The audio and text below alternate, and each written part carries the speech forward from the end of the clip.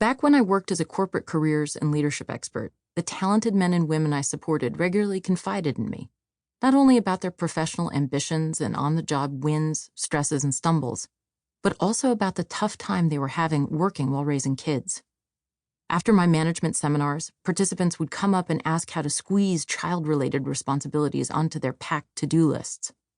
Normally poised, articulate professionals came to me panicked when they found out they were expecting, but didn't know how to tell the boss.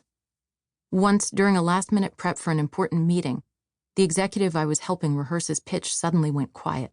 His son had been sick, he said, and it was impossible to focus. Of course, just like every other professional in my field, I'd been aware of the quote-unquote work-life issue for years. But because of my particular specialty and seat, doing one-on-one coaching for professionals who were really beginning to hit their stride in their careers, and doing that work as a behind-the-scenes insider in each organization, I had an up-close, non-retouched view of the problem, a view that few other people have.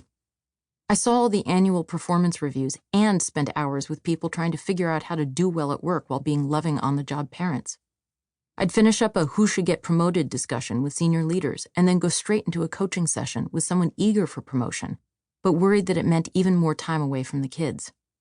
Managers told me about their high expectations for their people, and those same people told me about their lack of sleep and their hunt for decent childcare.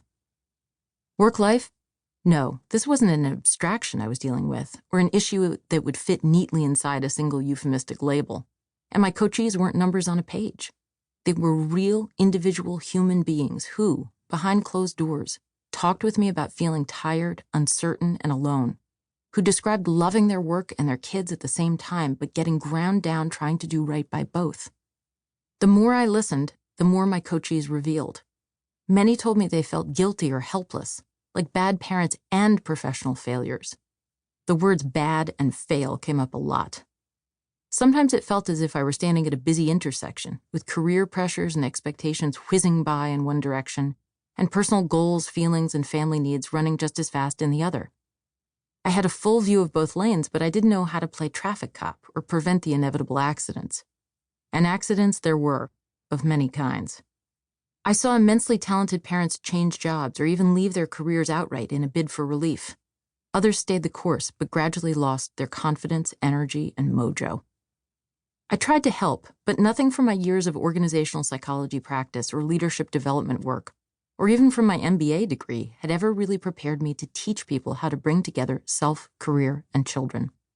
And as I gradually realized, I could executive coach someone until the cows came home, but if that person also had 6-month-old twins that weren't sleeping, or was having trouble finding decent daycare, my impact was going to be limited. Nor could I find any practical advice or answers. Despite searching mountains worth of career and psychology literature, I couldn't find anything under the category of sustainable work success with kids. When I had my own first child, the problem became acute and personal. Back at work after leave, I struggled to find a feasible schedule. Every day felt like a test of speed, agility, and endurance as I raced between client meetings and care changeovers, coaching sessions, and diaper changes. So much was unclear. How was I supposed to tell my boss's boss that I was focused on promotion even though I'd just had a baby?